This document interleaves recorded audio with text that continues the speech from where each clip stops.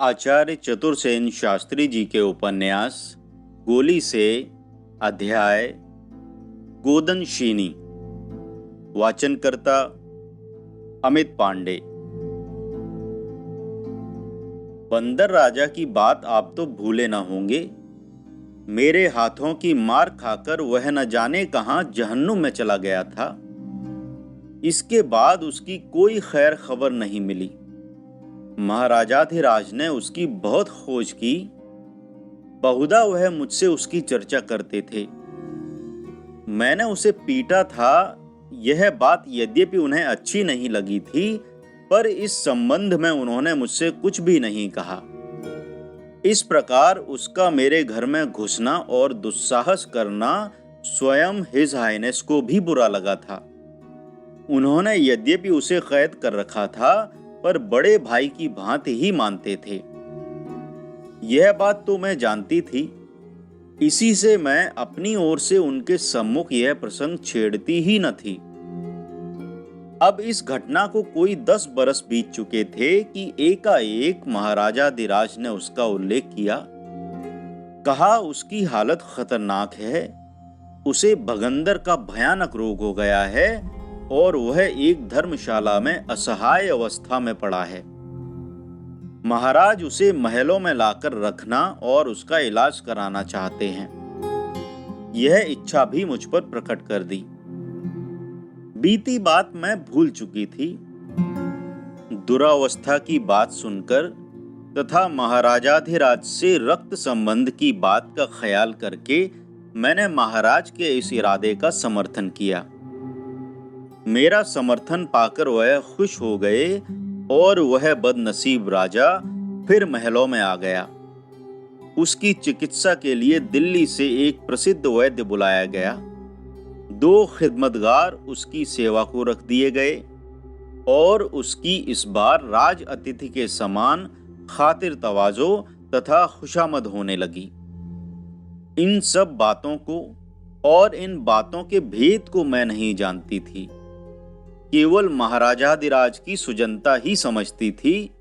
परंतु यहाँ तो एक विचित्र ही खेल खेला जा रहा था, जिसका पता मुझे बाद में लगा। अकस्मात ही एक दिन महाराजाधिराज ने कहा, वह बंदर राजा मेरे बड़े लड़के को गोद लेना चाहता है। उसका अभिप्राय मैं नहीं समझी। महाराज से मैंने पूछा, किस लिए? इसलिए कि उस ठिकाने पर उसके बाद तुम्हारे लड़के का अधिकार हो जाए, मैं उसे राजा देख सकूं। परंतु यह कैसे हो सकता है? प्रथम तो मेरे पुत्र को गोद लेने की बात ही में कोई तुक नहीं है।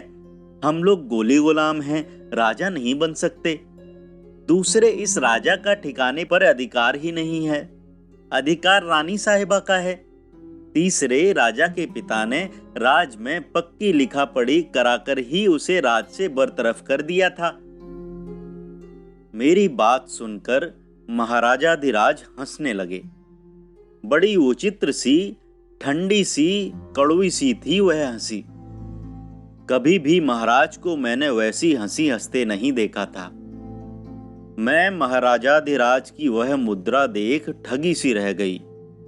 महाराज ने मुझे समझाते हुए कहा, यह ठीक है कि बाबा ने दादा को ठिकाने के अधिकार से वंचित कर दिया था, परंतु दादा ही को तो किया था, उनके पुत्र को तो नहीं किया। उनके पुत्र को? मैंने अचकचाकर कहा, उनका पुत्र कौन है? क्यों, तुम्हारा लड़का। वाह, यह भी कोई बात है। क्यों नहीं है? गोद लेने पर वह उनका पुत्र हो गया या नहीं? क्षण भर मैंने हिज हाइनेस के मुंह की ओर देखा, फिर कहा,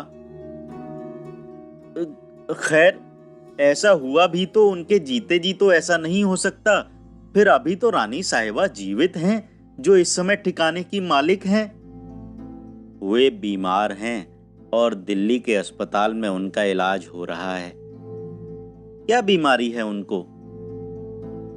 कैंसर हो गया है। भय की एक सिहरन मेरे शरीर में दौड़ गई। मेरे मुंह से निकला, कैंसर। तुम जानती हो, इस मूजी रोग के चंगुल में जो फंस गया उसका बचना संभव नहीं है। मैं जानती हूं। यही बात तो भगंदर के संबंध में भी कही जाती है। फिर दादा की हालत सर्वथा निराशापूर्ण है। उनका रोग अब अच्छा नहीं हो सकता। क्या वे इस बात को जानते हैं? नहीं, वे तो आराम होने की आशा लगाए बैठे हैं। वैद्यराज ने भी उन्हें आशा बंधाई है।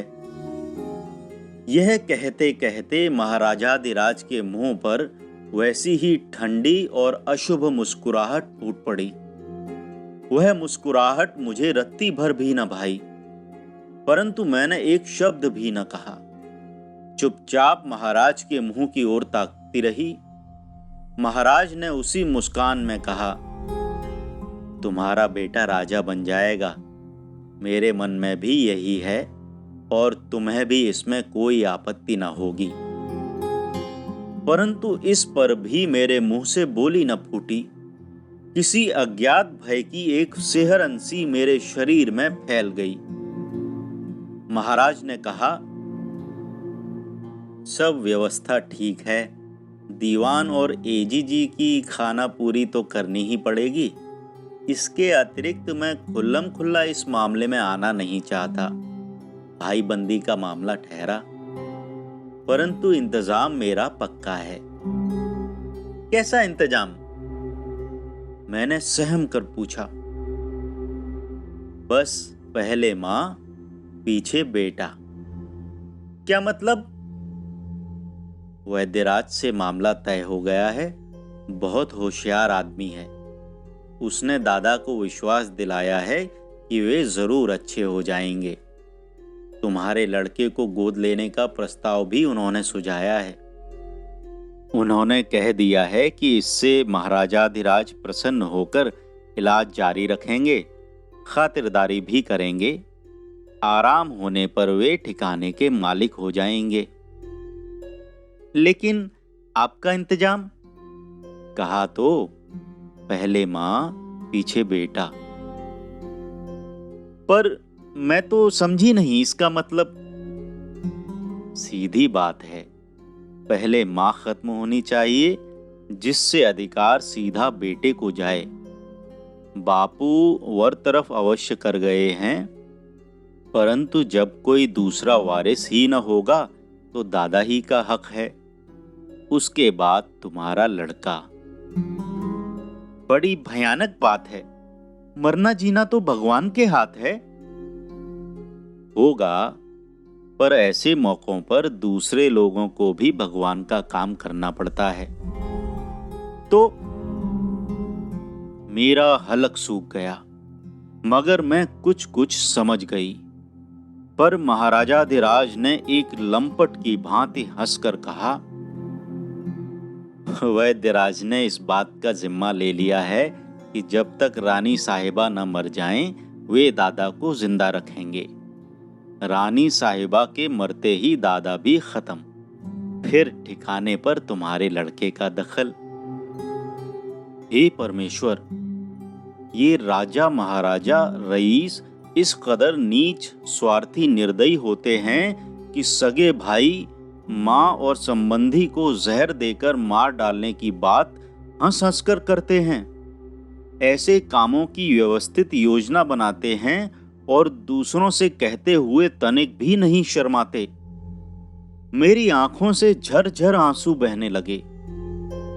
मैंने गिड़गिड़ाकर कहा, क्षमा करो अन्नदाता, इस कुकर्म से मुझे और मेरे बच्चे को दर ही रखिए। मैं गोली हूं, गुलाम हूं। मेरा बच्चा भी गुलाम रहे, कुछ हर्ज नहीं, पर ऐसी बातें मुझसे न कहिए। महाराजाधिराज पर मेरी बातों का कुछ असर न हुआ। उन्होंने कहा, तू बेवकूफ है, सब बातें नहीं समझती। यह रियासती मामले हैं। तू देखती रहे क्या क्या गुल खिलते हैं। दिल्ली मेरा आदमी जा चुका है। रानी जी वहां से जिंदा लौटेंगी नहीं। महाराजाधिराज ने और बातें कही नहीं। मेरा रोना धोना उन्हें भाया नहीं। उनकी योजना चलती ही रही। अपने बच्चे के अनिष्ट की आशंका से मैं रह रहकर कांप उठती। बंदर राजा की खूब आवभगत हो रही थी। चार चार खिदमतगार उनकी सेवा में लगे थे। वैद्यराज खूब माल मलीदे उड़ा रहे थे। उधर रियासत भर में मेरे लड़के की गोदनशीनी की धूम मच रही थी। इन दिनों मेरा लड़का मेयो कॉलेज अजमेर में पढ़ रहा था। मैं चाहती थी कि इस पाप कर्म से मैं अलग ही रहूं तो अच्छा, पर मेरा तो कुछ अधिकार ही न था। मैंने किसुन से सब बातें कहीं और वासुदेव महाराज से भी सलाह लेने को कहा। इस पर और एक दूसरे भेद का भंडाफोड़ हुआ। ज्ञात हुआ कि दादा के बाद ठिकाने पर उनकी लड़की दामाद दावेदार हुए हैं, जिनसे अन्नदाता नाराज हैं और केवल उन्हें नीचा दिखाने ही को यह सब प्रबंध प्रारंभ हुआ है।